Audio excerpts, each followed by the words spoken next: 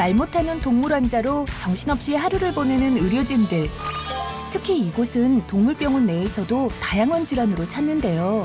순환기, 비뇨기, 호흡기, 피부, 종양, 신경, 바이러스, 소화기, 기타 등등 한 10개 정도로 분류가 나눌 수 있는데 오늘 배초이스에서는 고군분투 동물병원 내과의 하루를 만나보겠습니다. 서울의 한 동물병원.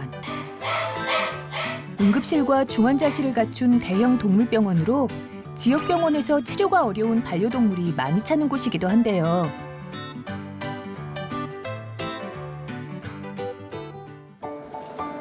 때문에 집중 관리가 필요한 아이들이 많습니다.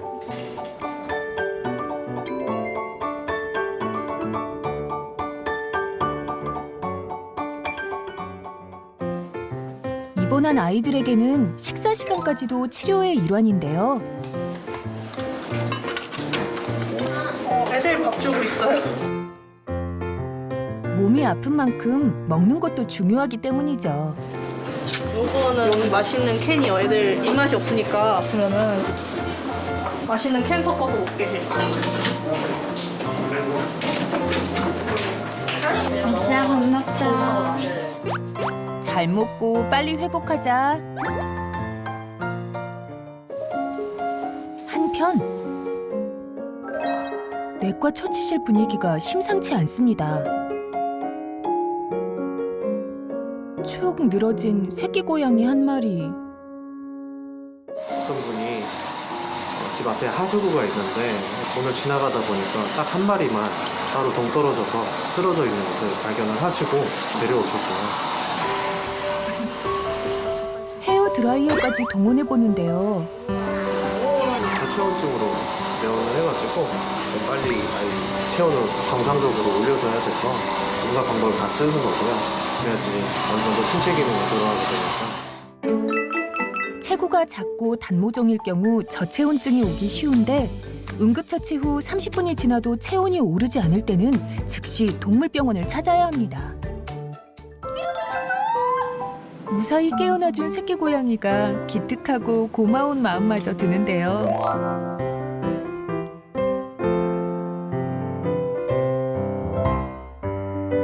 그렇게 다양한 질환으로 찾는 동물병원 내과에 요즘같이 날씨가 더워진 계절이면 자주 찾는 질환이 있답니다. 귀속 질병 오는 아이들 많네요. 제일 흔하죠. 제일 흔하고 제일 관리가 까다롭고 제일 만성적이고 제일 재발도 잘 돼요. 귀와 관련된 질환은 특히 반려견에게 취약하다는데요. 사람하고는 다르게 강아지는 귀가 꺾여 있어요. 그래서 뭐 어떤 이물질이 들어가거나 물이 들어가거나 뭐 균이 들어가거나 이러면은 잘 빠져나오질 못해요. 그래서 거기서 이제 균들이 증식을 하는 거죠. 보통 샤워를 할 때, 목욕을 할 때 귀에 물이 엄청 많이 들어갔는데 따로 이제 귀 청소를 따로 후에 해주지 않거나 그런 경우에 이제 거기서 이제 균들이 자르기 시작해가지고 문제가 되는 경우가 많죠. 귀 질환이 있는 반려견의 경우 귀지를 채취해 현미경으로 세포학적 검사를 진행하고 치료가 어려운 만성적 발병일 경우 배양 검사로 원인균을 검출해 그에 맞는 치료를 하게 된답니다. 반려견의 귀병 중 가장 흔한 질환인 웨이도염은 귀 입구에서 고막에 이르는 관인 웨이도에 염증이 생기는 것으로 다른 반려견에게 전염시킬 가능성이 있어 초기 진료가 중요한데요. 덥고 습한 여름철에 특히 신경 써야 할 질환 중 하나랍니다. 덥다라고 하면 피부가 또 피부 질환이 많아지는데 그 이유는 좀 습하게 돼 있고 밖에 나갔다 오면은 목욕을 한다라든지 하면서 피부가 습한 환경을 많이 만들어서 귀병이나 피부 질환이 좀 더 많아서 더울 때 하는 질환 하면 피부 질환 얘기할 수 있을 것 같습니다. 여기에 여름철 자주 발생한다는 또 다른 질환. 현대인의 피부병으로 알려진 아토피 피부염이 반려동물에게도 나타난다는데요. 우리 앵두는 사실 지역병원에서 장기간 아토피 치료를 받으면서 치료가 되지 않다 보니 우리가 호르몬 제제들 일종의 스테로이드나 이런 것들을 많이 쓰면서 2차적인 당뇨라고 하는 질환이 실은 와 있어서 저희 병원에 온 케이스고요. 반려동물의 아토피 피부염은 그 원인과 증상이 사람과 유사한데 유전적, 환경적 요인, 그리고 피부장벽 기능 문제 등으로 발병하게 된답니다.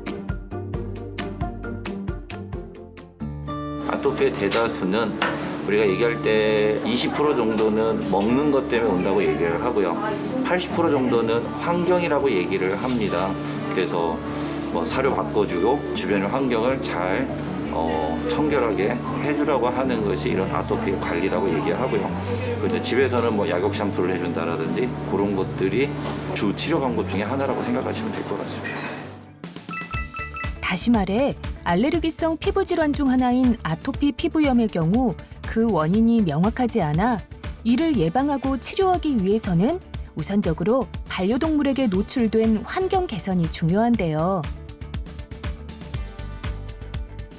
게다가 여름철 불청객은 아토피 피부염 외에도 다양한 질환이 발병할 수 있어 세심한 관리가 필요합니다. 감염이 의심되는 경우에서는 이제 뭐 예방적으로 여러 가지 광범위 항생제나 이런 거를 쓸 수가 있는데 좀 심한 경우라고 하면은 어떤 균이 있는지를 배양 검사를 통해 가지고 어떤 균이 나오는지를 확인을 하고 그 균에 맞는 적절한 항생제가 무엇인가 라는 검사를 통해 가지고 항생제 선별을 해서 그 항생제를 쓰게 됩니다. 무엇보다 동물병원 내과를 찾은 반려동물의 경우 그 질환의 범위가 넓어 정확한 진단과 치료를 위해 가장 먼저 체열 검사를 진행하게 되는데요. 당황한 듯하지만 씩씩하게 체열받는 반려견. 이 아이의 혈액은 임상병리실로 옮겨져 혈액검사 측정 분석기를 통해 검사가 진행됩니다. 이를 통해 염증 및 빈혈 수치, 특정 장기 손상 여부, 전해질 농도 등을 분석하게 된답니다. 혈액 검사 같은 경우에는 어디가 아픈지 그리고 얼마나 아픈지 나중에 치료를 했을 때 치료 반응에 대해 모니터링을 하기 위한 가장 기본적인 검사라고 생각을 하시면 돼요. 혈액 검사상에서 특정 질환이 의심될 경우 관련해 특수 검사를 진행하는데 이때 해외 기관에 의뢰하기도 한다네요.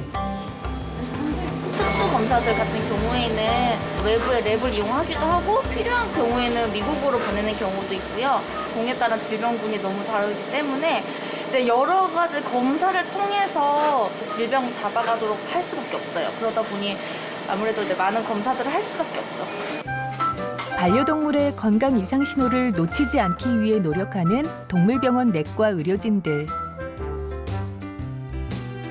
모든 상황은 저희들은 잠깐 보지만 보호자님들이 24시간 거의 같이 있다 보니까 좀 더 세밀하게 관심 있게 봐서 조금의 이상 행동이 나왔을 때 항상 상담하고 진료에 대한 상담하는 것이 가장 좋을 것 같습니다. 보호자의 세심한 관찰이 우리 반려동물의 건강을 지키는 일임을 기억하시면 좋을 것 같습니다. 다음 편. 보호자는 하나인데 반려동물은 8? 몸집이 너무 커져서 어떻게 감당이 안 되네요. 병원을 나중에 너무 방문했는데 수술하기 어려운 상황에 내서 못하는 경우도 있고 수술하고 나서 너무 심각한 상황이어서 마지막에 좀 잘못되거나 하는 경우도 관찰이 되고 합니다. 고영미 씨의 특별한 동거. 화요일 오전 10시 배초이스에서 만나보실 수 있습니다.